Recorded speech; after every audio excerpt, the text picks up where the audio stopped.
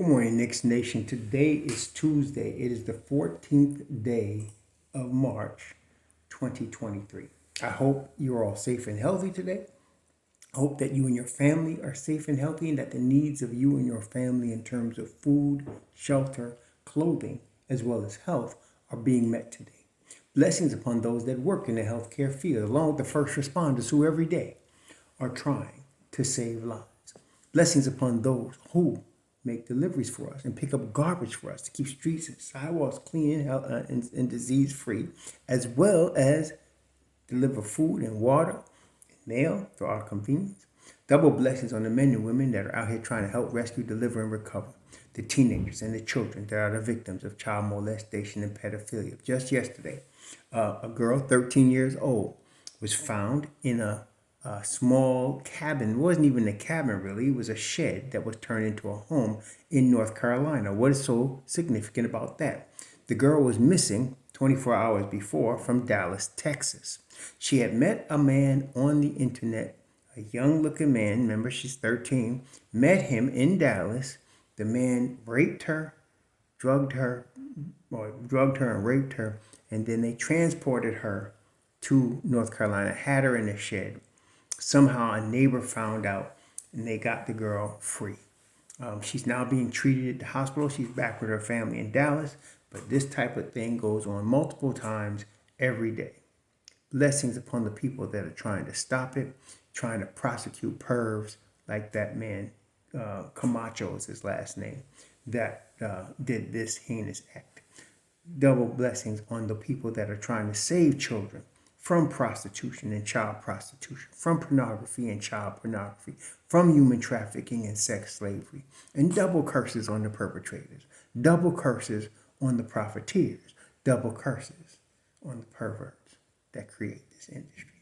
Finally, blessings upon the homeless. There are nearly 600,000 men, women, and children homeless in the United States, mostly children, and there's millions around the world in places like the Philippines in similar or worse conditions. Blessings upon them, for theirs is the kingdom. There's a scheduled basketball game tonight. The New York Knicks are going to be in Portland, or they are in Portland, to take on the Portland Trail Blazers. As I mentioned before multiple times, right now, the Knicks and every team is playing for something. There's a couple of teams, Detroit, basically right now, officially, Detroit, Houston, and San Antonio, that are out of playoff and play in contention right now. But everybody else is still alive. And everybody's playing for a position or to be in the play-in or to get in the top six. People are playing for something right now, including the Portland Trailblazers. So right now, Portland Trailblazers are 31 and 37. They're a game, well, basically 2 games from the 10th seed. Okay, 2 games from the 10th seed. There's a 3-way tie for the 9th seed, actually, right now, between the Lakers, New Orleans, and Oklahoma City. 3-way tie. All of them have the same record. They're all tied for the 9th seed. A loss by any of them can knock them out of the play-in. See? So it's important. Why do I mention those 3 teams? Because the Brooklyn Nets are playing in Oklahoma City tonight. So if Oklahoma City is able to pull off a win, they take sole possession of the 9th seed in the West, and we take sole possession with a win in Portland over the 5th seed in the East. So it's extremely important. All games are important. So for the Knicks, there's very little problem of having motivation to play this game. I expect they're going to probably rest Jalen Brunson again, because after tonight's game, there's a 4-day rest. The Knicks have Wednesday, Thursday, Friday, basically 3-day rest. And then they play Saturday again against Denver. Now, nobody has to let anybody know on the team that Denver is really good, and this is going to be a big game on Saturday, and so they have to be ready for that. And it's good to get Jalen Brunson 100% for that game. But tonight is a bit of a trap game, although I don't think the Knicks will be looking at it that way, based on what I said in terms of the playoff picture. Right now, the Knicks and Brooklyn are tied 10 games, both of them 10 games out of first place for the 5th seed, but technically by 3/1000ths of a point. The Nets are ahead of the Knicks, because the Nets are 39 and 29 and the Knicks are 40 and 30. So you have a 574 winning percentage versus a 571 winning percentage. And so technically the Nets are in the 5th seed. So if the Knicks win tonight and the Nets lost, then they will have one game lead over the Nets for the fifth seed in the East. And that's the battles I mentioned yesterday. Your battles are pretty much shaping up what they're going to be. We only got 12 games left, what they're going to be in the next 2 weeks. So Milwaukee, Boston, and Philly are going to decide who the top three is. And they're going to decide the order. But they're going to be the top three. Cleveland is pretty much locked in as the fourth seed. And then you have Brooklyn and New York that are battling for the fifth seed. And the difference for them two, again, is that whoever's in the fifth seed is playing Cleveland. Whoever's in the sixth seed is going to play whoever the third seed is. And if that was today, it'd be Philly. Again, I mentioned to you, I'm not scared of any of those teams. The Knicks could beat Philly. The Knicks could beat Cleveland. Match up very well. Speaking of Philly, I just want to let you know, I mean, right now, I mentioned yesterday, if they lose in the first round, you can expect changes in Philadelphia. And again, I don't know if it's going to mean Doc Rivers gets fired, Joel Embiid wants to trade. I don't know what's going to happen. But one thing I will tell you, I think quiet is kept. The Beard is not the superstar he was a couple of years ago. Okay, I don't think he's as good as he, like a few years ago, he dropped 60 in the Garden on the Knicks. I don't think he could do that anymore. I think he's past his prime right now. That's why I think Philly can be taken. Okay, they're really dependent on Embiid and a guy like Maxey right now to carry them. That's their two big guns. Beard to me is almost a facade. So I would not mind playing Philly in the first round because I think the Knicks could beat them. Okay, and of course I still think the Knicks could beat the Cleveland Cavaliers. It's not going to be easy now, but they could beat them. So right now, the battle is for the fifth seed in the East. That's the battle. Miami is still a full 3 games behind the sixth seed, whether it be the Knicks or Brooklyn. They're full 3 games behind that. So unless the Knicks or Brooklyn go on a serious losing streak, which I don't expect to happen, Miami's going to be the 7th seed. Therefore, Miami is going to be in the playing the 10th seed, which today would be Chicago. That's basically a 1-game playoff. Okay, so Miami's in a tough spot. They just won last night, a very close game against Utah in Miami. I think they won by 2. It was Utah was winning most of that game. Miami played tough, came back, and they won the game. Atlanta and Toronto are in the 8th and 9th spots right now. Okay, so that's a 1-game playoff between Atlanta and Toronto. So I feel like between those 4 teams, Miami, Atlanta, Toronto, Chicago, and then you add Washington and Indiana in that mix. Indiana, Washington, and Chicago. I mean, there's basically a game and a half between Toronto, which is now in the 9th seed, and Indiana, which is the 12th seed. Game and a half. Okay, so that can change in a week. Right? So those last 8 through 10 spot is going to be a real battle in the East. So like I said, everybody's playing for something. There's no easy game right now. Okay. And so the Knicks are trying to get the 5th seed, obviously. So tonight against Portland, they have motivation. Okay. They win this game, they could get a half game up on Brooklyn for the 5th seed. If Brooklyn loses, they can get a full game up. But they need to win this game. Cam Reddish has something to play for, obviously, having rode the pine in New York for most of this season, now starting some games for Portland. And then, of course, Josh Hart, having played for Portland and is now part of a 9-game winning streak. He came in like game 3 of that 9-game winning streak with the Knicks and immediately had an impact energy-wise in the second unit. So they both have motivation to play. As I said, Portland tonight, what makes it a trap game, if you want to call it that, is you have Dame Dollar been having this right calf issue the whole season. He's missed games. I think he's missed, I don't know, maybe 10 games. He missed some games because of this right calf issue. And he's questionable because of the right calf tonight. Dame Dollar's questionable. And that right there is pretty big for Portland. They need him to be able to really win. And Jeremy Grant, who had a thigh contusion in his left quad, is questionable also tonight. So if those two dudes don't play, I hope the Knicks don't take them lightly. Even if they do play, the Knicks going to have motivation. But Dame Dollar and Jeremy Grant are they two main dudes, along with Anthony Simons. And they got Yusuf Nurkic also, but those are two main dudes. So I'm hoping that the Knicks don't. I don't think they're going to take this game lightly. They're gonna want to end this road trip. That's another motivation. They would end this road trip 2-2, and I predicted they would do 2-2 on the road trip, and they would end it 2-2 with a win in Portland tonight. So they get 3 days, full days rest for recovery to really get Jalen Brunson back to 100%.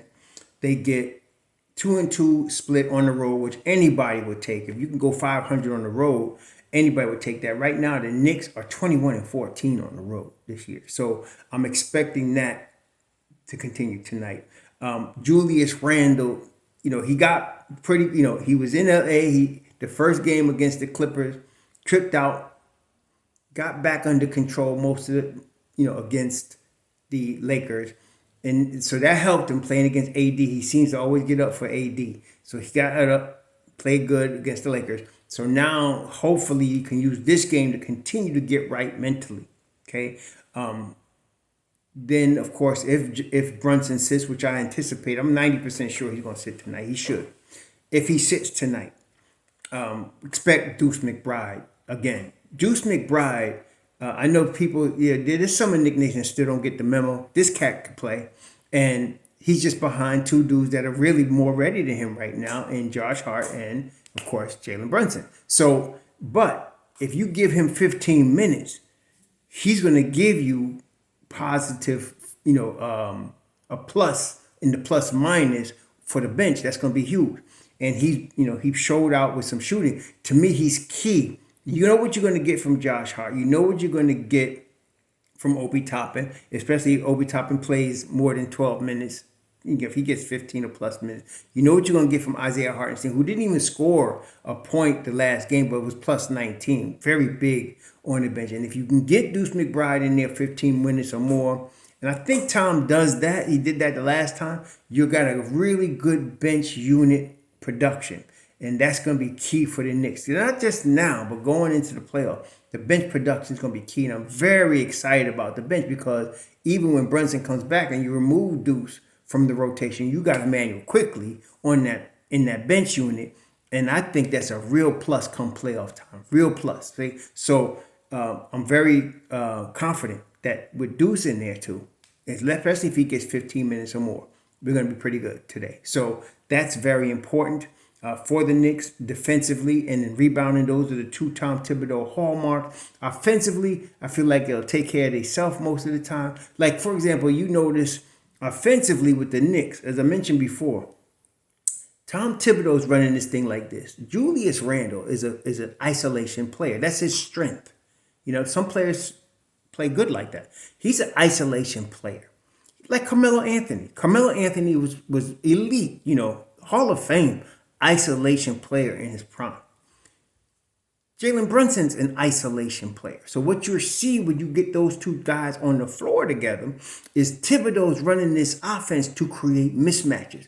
And what you will see is Julius Randle with a smaller guy one-on-one somewhere. Or you'll see the five trying to guard Brunson. Okay, that's the mismatches they're trying to create. They purposely are doing that. So once they get that, that's what they're doing. Without Brunson now, you get the same thing with Emmanuel quickly. But the second unit is more team ball oriented with Toppin, with Hartenstein, with Deuce, and Hart. They're more team oriented. RJ plays better when it's team ball. He does do ISO, but he's not as good as Randall or JB as an ISO player. RJ is much better catching and running, catch and go baseline, catch and shoot, slash into the basket with bully ball. He's much better in the team pass first oriented offense, which is why he thrives in the second unit. Okay, so I'm looking for that to continue. And you saw it against the Lakers. You pay attention, he had 30, but he didn't really shoot well from the three-point line. He didn't really shoot well in the first unit, but he was killing them in the second unit. Okay, so that's another thing I'm looking them to continue to exploit. And again, when JB comes back, you'll probably see, IQ in the second unit, but you'll see more RJ running with them, which is going to be good. So the Knicks are battling the fifth seed. That's the story right now. Right now, Brooklyn's got to play against. They're playing tonight against Oklahoma City. That's no joke.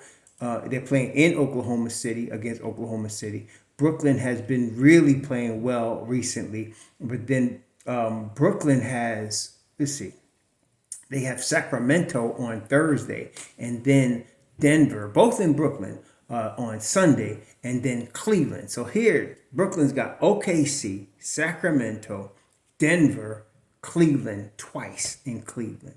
That's actually good for the Knicks. They're going through a minefield right now. They're going through a minefield right now. That's no joke. They're going through a minefield. The Knicks don't have it much easier, but they got it easier. They got it easier than Brooklyn. Right now, the Knicks, and I gotta say, if Brooklyn comes through this minefield and is still in the fifth seed, they deserve it. Period. Okay? Because the Knicks got Portland tonight. They got Denver, no joke. They got Minnesota at the Garden, no joke. And then we played Miami and Orlando. Like I said, you can't take nobody lightly, but I think we can agree Brooklyn has the hardest schedule for the next 5 games than the Knicks. Okay? So this is an opportunity for the Knicks to actually grab and solidify the fifth seed. And we're going to see what happens. So somebody's going to be fifth. One of them going to be fifth. One of them going to be sixth. Both of them going to be dangerous in the playoffs. I actually have more respect for Brooklyn now without Kyrie and Durant than I did before, because I feel like they're playing a more team-oriented game. They're giving some guys that's like Mikal Bridges that can now move up to the next level, giving him that opportunity. And then Jock Vaughn, who's always been the tough gym rat type coach. I remember him, he played at Kansas. He's always been that guy. And now he's getting his opportunity to really show what he could do with the team. He coached the Orlando Magic. They was losing when he coached there, but now he's learned, he's grown as a coach, and I'm glad to see him, doing well. Similar when they had Kenny Atkinson on this island. I was not happy when they let Kenny Atkinson go after the job he did in Brooklyn. So Jock Vaughn's getting his chance too. So I'm saying it's Knicks Nation, but I gotta give respect when it's due. If the Brooklyn Nets come out of this 5 games and they're still in the fifth seed, then they deserve the fifth seed. Okay, and if the Knicks come out of this 5 games and lose some trap games like if they lose to Portland tonight, well, they deserve a 6th seed. Okay, it is what it is. But we're going to see. This is where the rubber hits the road. So we're going to find out. Anyway, y'all enjoy your Tuesday. We'll speak after the game, probably tomorrow. Be safe out there. Sure.